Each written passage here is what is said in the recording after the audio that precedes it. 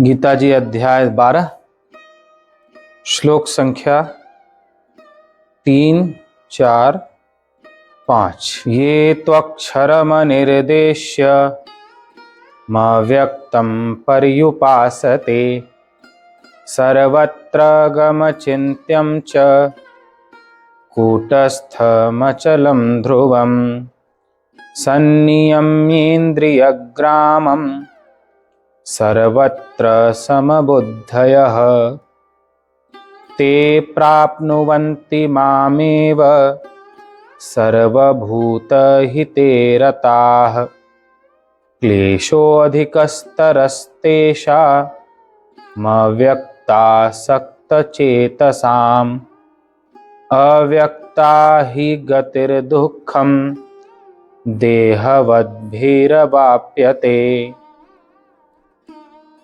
परंतु जो पुरुष इंद्रियों के समुदाय को भली प्रकार वश में करके मन बुद्धि से परे सर्वव्यापी अकथनीय स्वरूप और सदा एक रस रहने वाले नित्य अचल निराकार अविनाशी सच्चिदानंद घन ब्रह्म को निरंतर एक ही भाव से ध्यान करते हुए भजते हैं, वे संपूर्ण भूतों के हित में रत और सब में समान भाव वाले योगी मुझको ही प्राप्त होते हैं।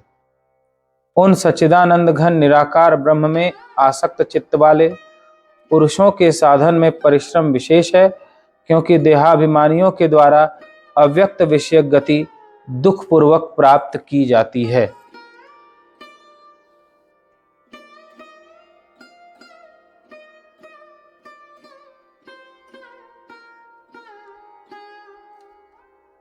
द्वादश अध्याय में विशेष रूप से भक्ति की महिमा बताई गई है।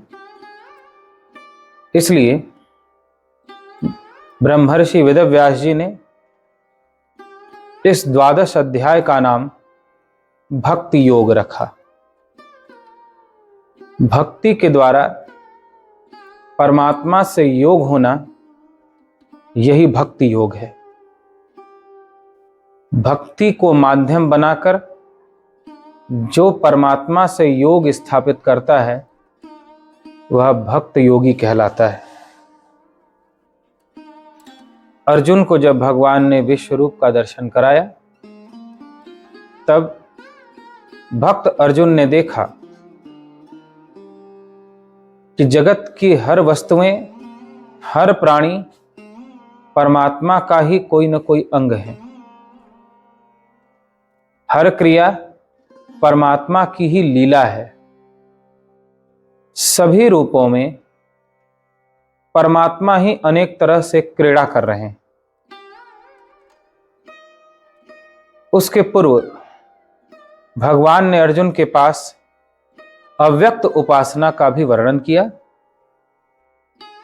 निर्गुण निराकार अव्यक्त स्वरूप जो आत्मा है, वह आत्मा शरीर से भिन्न है, मन से अलग है, प्राणों से अलग है, इंद्रियों की हर चेष्टाओं से अलग है।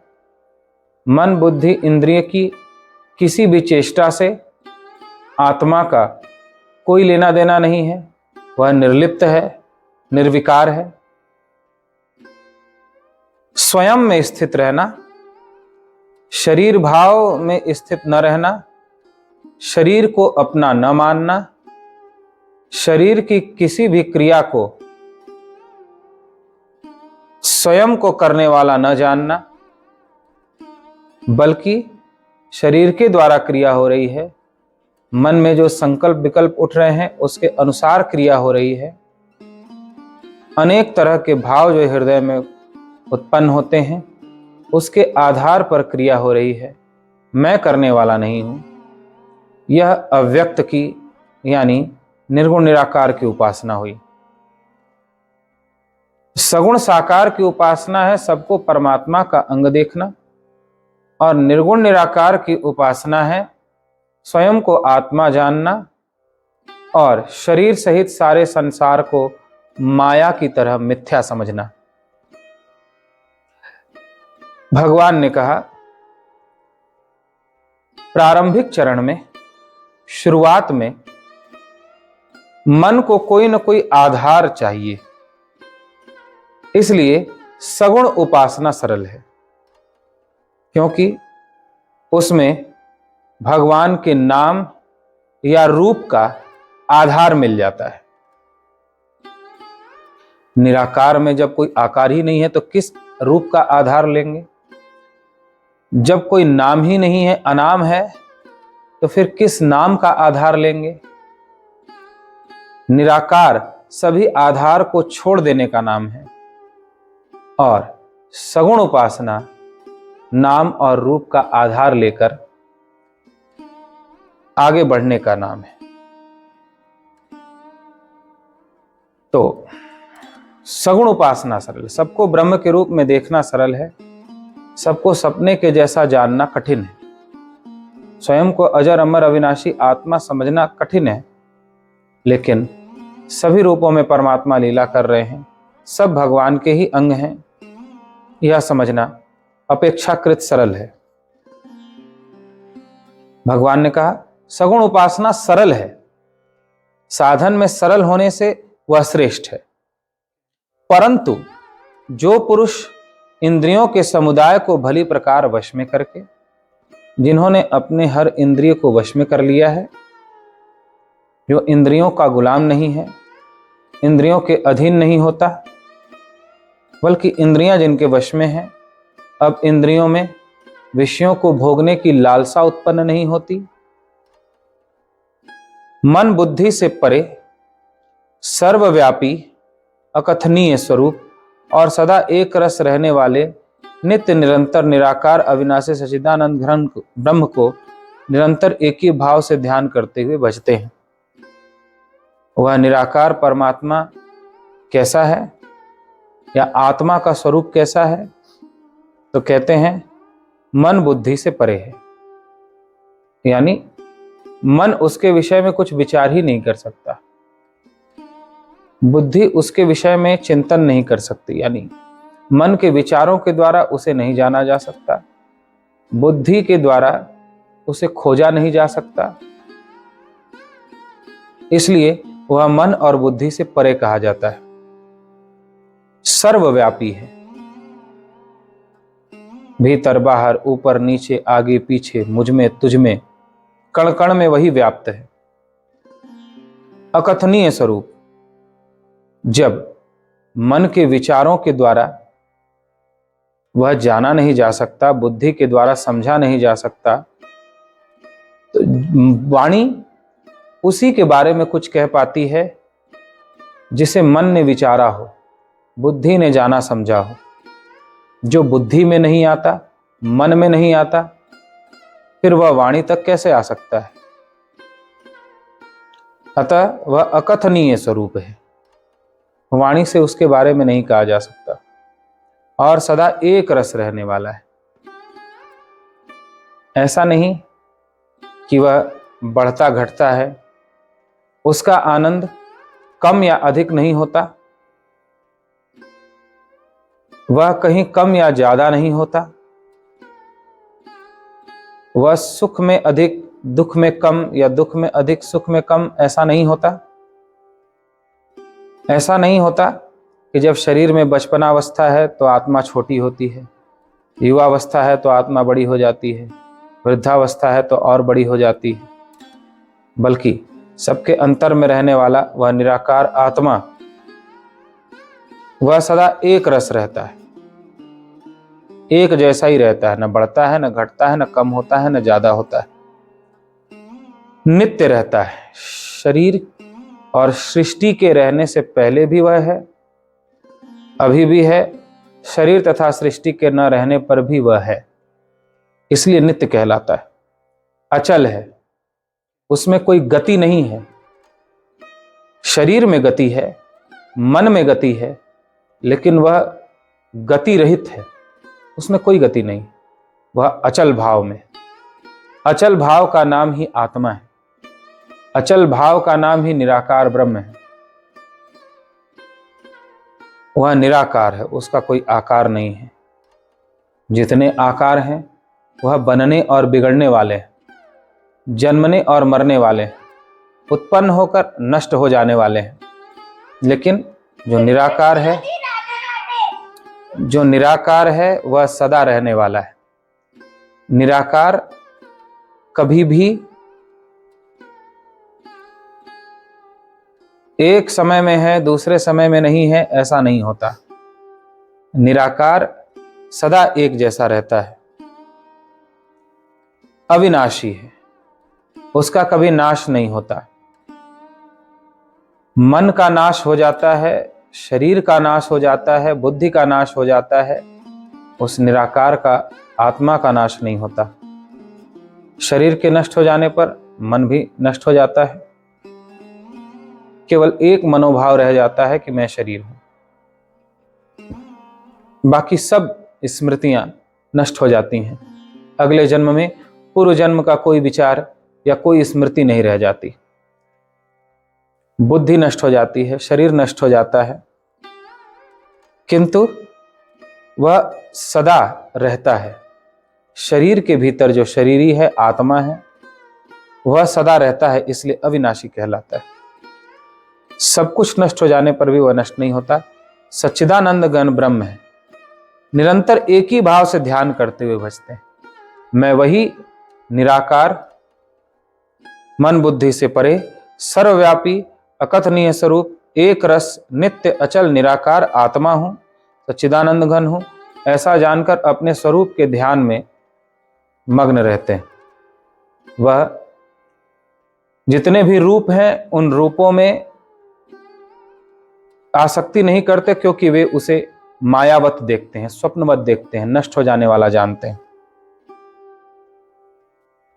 इस प्रकार शरीर, मन और सृष्टि से स्वयं को अलग करके नित्य अपने स्वरूप के ध्यान में मग्न रहते हैं, वे निराकार उपासक कहलाते हैं।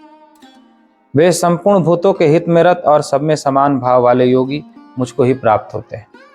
वह निराकार उपासना वाला जानता है कि जो मैं हूं वही सब है, मुझसे अलग यहां कोई दूसरा है ही नहीं, सर्वत्र मैं ही हूं।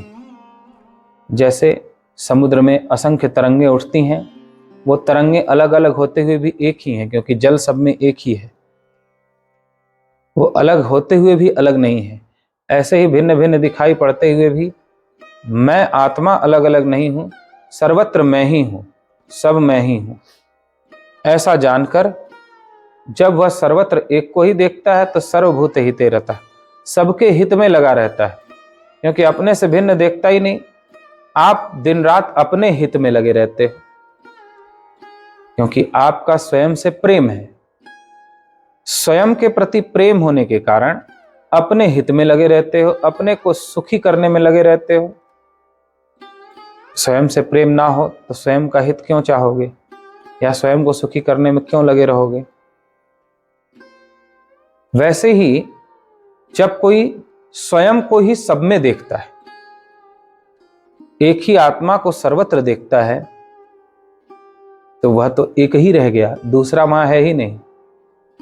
जो मैं हूं वही तुम हो, वही सब है। तो सबसे वैसा ही प्रेम हो जाता है जैसा स्वयं से। तो इस प्रकार जैसे स्वयं के हित में लगा रहता है, वैसे सबके हित में लगा रहता है, क्योंकि सब में वह अपने को ही देखता है। तो इस प्रकार सब में समान भाव रखने वाला योगी मुझको ही प्राप्त होता है, यानी सर्वत्र मैं ही हूं, दूसरा नहीं है। ऐसा जानकर वह आत्म भाव को, परमात्म भाव को ही प्राप्त होता है। उन सच्चिदानंद घन निराकार ब्रह्म में आसक्त चित्त वाले, जिसकी आसक्ति अपने आत्म स्वरूप में हो गई है, जैसे लोभी की आसक्ति धन में होती है, कामी की आसक्ति नारी में होती है, माँ की आसक्ति पुत्र पुत्री में होती है, जब वैसी आसक्ति किसी की सच्चिदानंद घन निराकार ब्रह्म में हो जाती है, यानी अपने आत्म स्वरूप में हो जाती है कि मैं अजर अमर अविनाशी आत्मा हूं।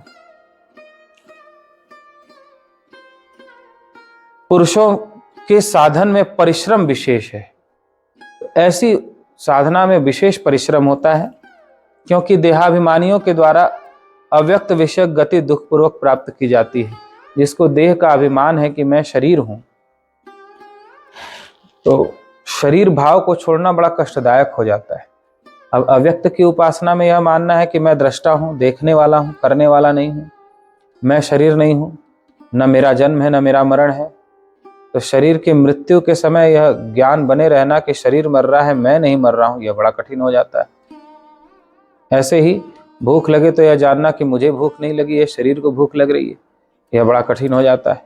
मुझे प्यास नहीं लगी, शरीर को प्यास लग रही है, यह बड़ा कठिन हो जाता है। कोई अपशब्द कहे तो यह जानना कि मुझे गाली नहीं दे रहा है, शरीर को गाली दे रहा है, मन को दुख हो रहा है गाली से, यह जानना बड़ा कठिन हो जाता है। यानी मन से, शरीर से, बुद्धि से, शरीर की किसी भी क्रिया से अपने को अलग करना कठिन हो जाता है, क्योंकि देह के प्रति अभिमान है। अब तक देह के सुख को ही सबसे बड़ा सुख जाना है, देखने में जो सुख मिला उसमें अति आसक्ति है, तो फिर मैं नहीं देखने वाला हूं, इस भाव को छोड़ना बड़ा कठिन हो जाता है। क्योंकि मैं नहीं देखने वाला हूं, यदि इस भाव को त्याग करते हैं तो फिर देखने का आनंद ही समाप्त हो जाएगा। मैं नहीं खाने वाला हूं, मैं नहीं पीने वाला हूं, तो फिर ये बड़ा कठिन हो जाएगा, क्योंकि ऐसा ही सदा किया है कि मैंने खाया, मैंने पिया, मुझे आनंद आया। तो शरीर के प्रति जो आसक्ति है, शरीर के प्रति जो प्रेम है, उसे छोड़ना बड़ा कठिन है। बार बार मैं शरीर हूं, मैं शरीर हूं, यह भाव आ जाता है और शरीर के होने वाले क्रियाओं में मैंने किया ऐसा भाव हो जाता है। यह भाव छोड़ना बड़ा कठिन होता है, इसलिए भगवान कहते हैं अव्यक्त की उपासना कठिन है। लेकिन जिसने अच्छे तरह से भली भांति अव्यक्त को जान लिया, समझ लिया, उसके लिए अति सरल है। जिसने यह जान लिया कि मैं शरीर नहीं हूं, मन नहीं हूं, देह के प्रति जिसकी आसक्ति समाप्त हो गई है, देह के सुख दुख से जिसे लेना देना नहीं है, उसके लिए अत्यंत सरल है अव्यक्त की उपासना।